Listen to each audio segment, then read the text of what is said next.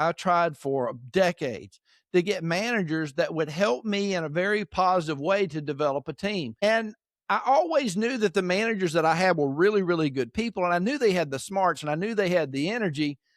They had the experience. All of that was there. But for decades, I kept running into these side rails of perspective, how these managers looked when they were doing what they were doing. I finally realized that I really don't need my managers to do anything other than get perfectly good employees in every position. And a lot of times I'll have managers do a manpower plan where they'll shade certain people in the green, yellow, and red. And we know who is likely to do a great job on that schedule, who is kind of middle of the road, may or may not, and people that are in the red that are probably not going to be around much longer. What I try to get the managers to do is to give their undivided attention to the people that are in the green. And I don't care whether they convert people that were in the yellow and red, which hopefully we can do. We want to be able to train people up, or whether they hire from outside and just bring in new bodies. But as you hire people and as you make the changes that you make, the people in the yellow and in the red are not going to have the hours and the positions that they used to have. And you're probably going to get some complaints. So when you do,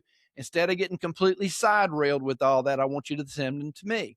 And the reason that I did that was so that I could sit with the managers in those development meetings and give them the best chance for survival. But unfortunately, the best chance for survival is to make sure they know the story. And it always sounds kind of similar. I love the energy that you bring to my restaurant. I feel fortunate to be able to work with you, but you are making the decision to do these things the wrong way. And if you stay on this path, you're not going to be able to work here anymore. But I want to help you because I'd like to see you really do big things and have some fun and win the game.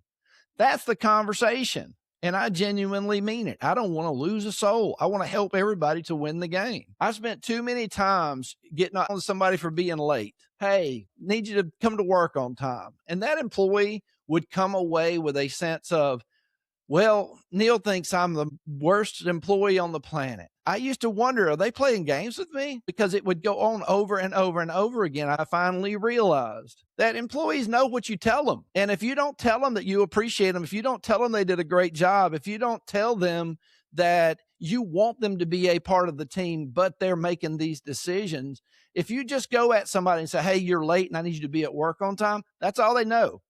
And so to come better than that, I don't ever do that anymore. Now, when I go to somebody, the very first thing that I do every time is I remind them that I do appreciate them. I do want to work with them. I'm a fan of theirs. But I also let them know we're not going to be able to work together unless you are wanting to win the game too.